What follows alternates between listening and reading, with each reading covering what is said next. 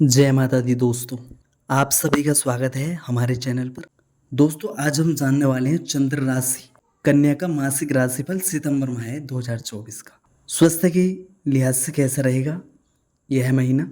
स्वास्थ्य के दृष्टिकोण से ठीक ठाक रहने वाला है।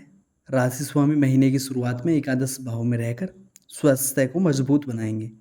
देवगुरु बृहस्पति की दृष्टि भी प्रथम भाव में रहेगी, जो स्वास्थ्य लाभ करने में मदद करेगी, लेकिन राहु केतु के प्रभाव में आपकी राशि रहेगी तथा मंगल की दृष्टि भी उसी पर रहेगी और शनि भी वक्री अवस्था में छठे भाव में रहेंगे, जो किसी न किसी स्वास्थ्य समस्या का कारण बन सकते हैं। इसलिए आपको अपनी ओर से कोई भी ऐसा कार्य नहीं करना चाहिए जिससे आपको कोई परेशानी हो। आपको आंखों से संबंधित समस्या हो सकती है या फिर हड्डियों में या जोड़ों में दर्द की समस्या परेशान कर सकती है।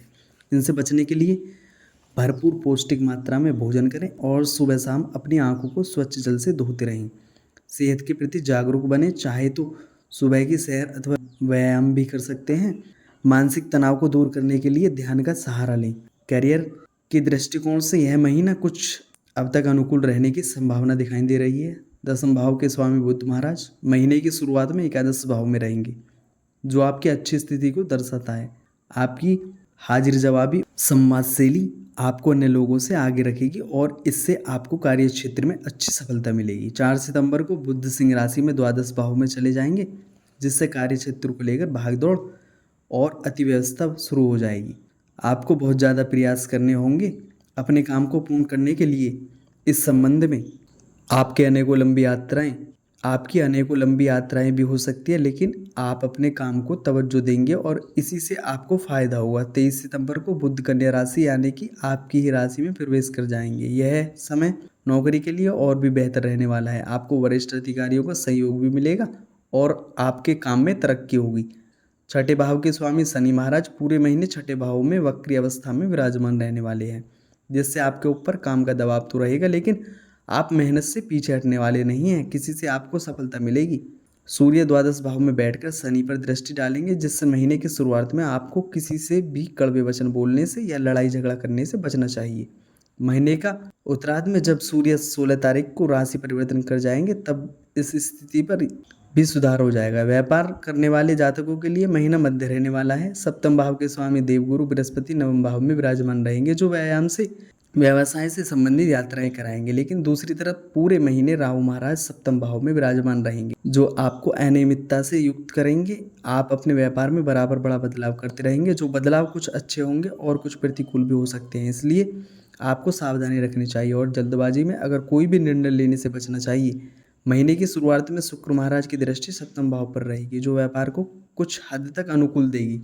महीने के उत्तरार्ध में सूर्य और बुध आपकी राशि में बैठकर सप्तम भाव को देखेंगे, जिससे आप अपनी बुद्धिमानी से अपने व्यापार में चल रही समस्याओं को दूर करने में कामयाब रहेंगे। फिर भी राहु पूरे महीने सप्तम भाव में ही विराजमान रहेंगे, जिससे उतार चढ़ाव बने रहेंगे, इसलिए सावधानी रखें। प्रेम और विवाह कैसा रहने वाला है? व्यक्तिगत संबंध, यदि आप किसी प्रेम संबंध में हैं तो महीने के शुरुआत में बुध महाराज और पूरे महीने देवगुरु बृहस्पति तथा मंगल महाराज की दृष्टि पंचम भाव पर बनी रहेगी। जैसे प्रेम संबंधों में उतार चढ़ाव की स्थिति रहेगी, आप इस दौरान अपने प्रियतम से किसी भी बात को छुपाए नहीं, क्योंकि ऐसा करने से उनके मन में शक पैदा होगा और वह गलतफहमियों के कारण आपके रिश्ते के लिए तनावपूर्ण स्थिति को जन्म दे सकता है। कोई भी बात हो, चाहे वह अच्छी हो या बुरी हो, आपको स्पष्ट रूप से आपके प्रियतम से कहनी चाहिए, अन्यथा आपके रिश्ते में तल्खियां बढ़ेंगी और एक दूसरे के प्रति गुस्सा बढ़ने से रिश्ते में टूटने की स्थिति बन सकती है। पंचम भाव में स्वामी शनि महाराज भी वक्री अवस्था में पूरे महीने छठे भाव में रहेंगे, जो आपको उम्मीद देते रहेंगे कि आप प्रयास करेंगे तो आपका रिश्ता संभल जाएगा। इन्हीं बातों को आपको ध्यान में रखना है। 18 सितंबर से शुक्र दूसरे भाव में चले जाएंगे, तब आप अपने प्यार भरी बातों से अपने प्रियतम का दिल जीतने में कामयाब रहेंगे और तब इन चुनौतियों से धीरे धीरे बाहर निकल आएंगे।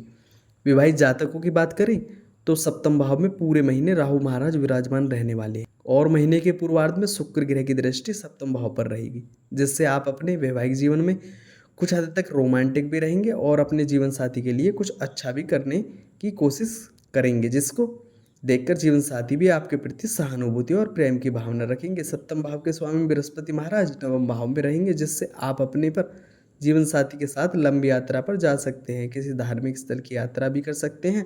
इससे आपके संबंध में नयापन आएगा और आप अपने रिश्तों को संभाल पाएंगे। महीने के उत्तरार्ध में सूर्य और बुध दोनों ही आपकी राशि में प्रवेश कर जाएंगे। वहां से उनकी दृष्टि सप्तम भाव पर होकर जहाँ राहु बैठे होंगे, यह समय वैवाहिक जीवन में थोड़ा तनाव बढ़ा सकता है और जीवन साथी से कहा सुनी हो सकती है, इसलिए इस दौरान आपको धैर्य से काम लेना होगा। सलाह, आपको श्री विष्णु सहस्त्रनाम स्रोत का नियमित रूप से पाठ करना चाहिए। बुधदेव और शुक्रदेव के बीज मंत्र का जाप करना आपके लिए बहुत लाभदायक रहेगा। शनिवार के दिन चींटियों को आटा अवश्य डालें। नागकेसर का पौधा किसी उद्यान में लगाएं। सामान्य क्या रहने वाला है? कन्या राशि में जन्मे जातकों के लिए यह महीना उतार चढ़ाव से भरा रहने वाला है। कुछ मामलों में आपको सतर्कता रखनी होगी, लेकिन कुछ महीनों में आपके लिए यह महीना बहुत बढ़िया भी रहेगा। नवम भाव में पूरे महीने देवगुरु बृहस्पति बने रहेंगे, जिनकी दृष्टि आपकी राशि पर होगी, जिससे आपको सही निर्णय लेने में मदद मिलेगी। इससे अतिरिक्त नवम भाव के स्वामी शुक्र महाराज आपकी राशि में विराजमान रहेंगे, जो राजयोग तरीके परिणाम प्रदान करने में सक्षम होंगे। वैसे राशि स्वामी बुध महीने की शुरुआत में एकादश भाव में रहेंगे, जो आर्थिक स्थिति को बढ़िया बनाने में मदद करेंगे। हालांकि सूर्य द्वादश और शनि छठे में होकर खर्चों में बढ़ोतरी भी कराते रहेंगे। नौकरी करने वाले जातकों को किसी भी तरह की कंट्रोवर्सी में पड़ने से बचना चाहिए। अगर वह ऐसा करने से बचते हैं तो यह महीना नौकरी में अच्छी सफलता प्रदान करेगा और आपके काम को तथा आपकी ऊर्जा को देखकर लोग प्रभावित होंगे।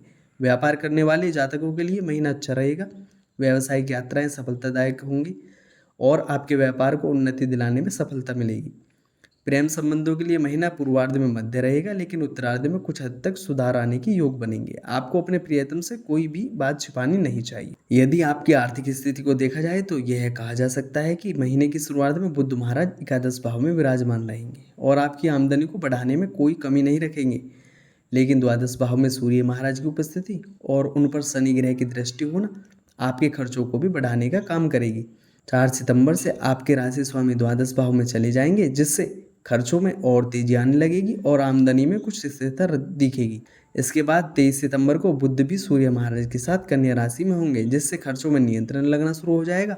आपकी आमदनी सामान्य रहेगी, लेकिन वह भी आपके लिए पर्याप्त होगी क्योंकि खर्च नियंत्रण में रहेंगे। इस प्रकार यह महीना औसत होने वाला है। आपको महीने के शुरुआत में खर्चों पर ध्यान देना होगा। ऐसा करने से महीने का उत्तरार्ध आर्थिक तौर पर अच्छी स्थिति लेकर आ सकता है। और अंत में जान लेते हैं दोस्तों, मित्र और परिवार, यह महीना पारिवारिक तौर पर ठीक ठाक रहने की संभावना है। दूसरे भाव के स्वामी शुक्र महाराज महीने की शुरुआत में आपकी ही राशि में विराजमान रहेंगे, जिससे परिवार के लोग आपको हर काम में मदद करेंगे और परिवार का माहौल भी अनुकूल रहेगा। देवगुरु बृहस्पति की दृष्टि भी प्रथम भाव पर रहेगी, जो आपको सही निर्णय लेने में मदद करेगी। महीने के उत्तरार्ध में 18 सितंबर को शुक्र तुला राशि में आपके दूसरे भाव में जाएंगे। यह समय पारिवारिक जीवन में खुशहाली लेकर आएगा। आपस में प्रेम बढ़ेगा, एक दूसरे को बराबर सम्मान की दृष्टि से देखा जाएगा और घर में खुशहाली रहेगी। घर में कोई फंक्शन भी आयोजित हो सकता है जिसमें अतिथियों का आगमन होगा और घर में खुशहाली होगी।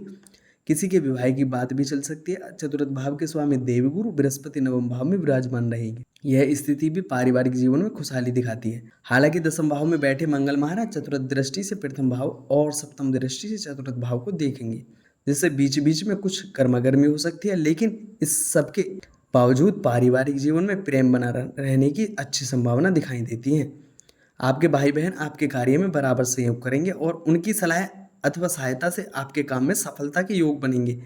यदि आप अपने कार्य क्षेत्र में किसी समस्या या चुनौती से जूझ रहे हैं तो भाई बहनों की मदद ले सकते हैं, चाहे वह आपसे बड़े हों या छोटे, लेकिन उनकी कोई ना कोई बात ऐसी होगी जो आपके लिए मददगार बन जाएगी। कैसी लगी हमारी यह वीडियो? और अगर वीडियो अच्छे लगे तो वीडियो को लाइक करें और चैनल पर अगर नए हैं तो चैनल को सब्सक्राइब कर लें बस। तो दोस्तों मिलते हैं एक और नई नेक्स्ट वीडियो लेकर के, तब तक अपना ख्याल रखिएगा। जय माता दी, जय श्री कृष्णा।